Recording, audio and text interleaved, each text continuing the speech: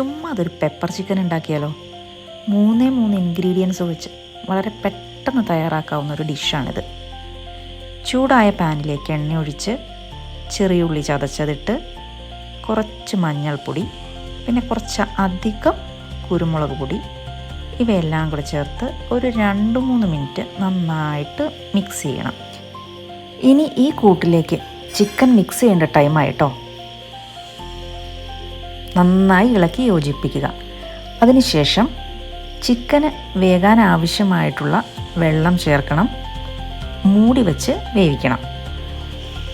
ചിക്കനൊക്കെ വെന്ത് ഗ്രേവിയൊക്കെ കുറുകി വരുന്നൊരു പാകമുണ്ടല്ലോ, അപ്പോഴാണ് ഉപ്പ് ചേർക്കേണ്ടത്.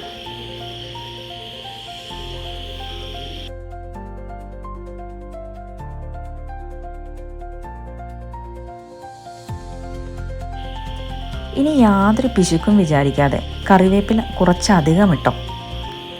എരിവ് കുറച്ചുകൂടി വേണമെന്നാണെങ്കിൽ കുരുമുളക് പൊടി ഇനിയും ചേർക്കാം. ആ കുരുമുളകും മഞ്ഞളും കറിവേപ്പിലയൊക്കെ ആ ചിക്കനിലേക്ക് പിടിക്കുന്ന ആ ടേസ്റ്റ് ഉണ്ടല്ലോ, അടിപൊളിയാണ്. പിന്നെ നല്ല മഴക്കാലമൊക്കെ അല്ലേ, കുരുമുളക് ഇച്ചിരി കൂടുതൽ കഴിച്ചു എന്ന് കരുതി കുഴപ്പമൊന്നുമില്ല. കണ്ടില്ലേ എത്ര പെട്ടെന്നാലേ ഒരു ഡിഷ് റെഡിയായത്. നല്ല ബസ്മതി റൈസിൻ്റെ ചോറും കട്ട തൈരും ഈ ചിക്കനും അടിപൊളി കോംബോയാണ്.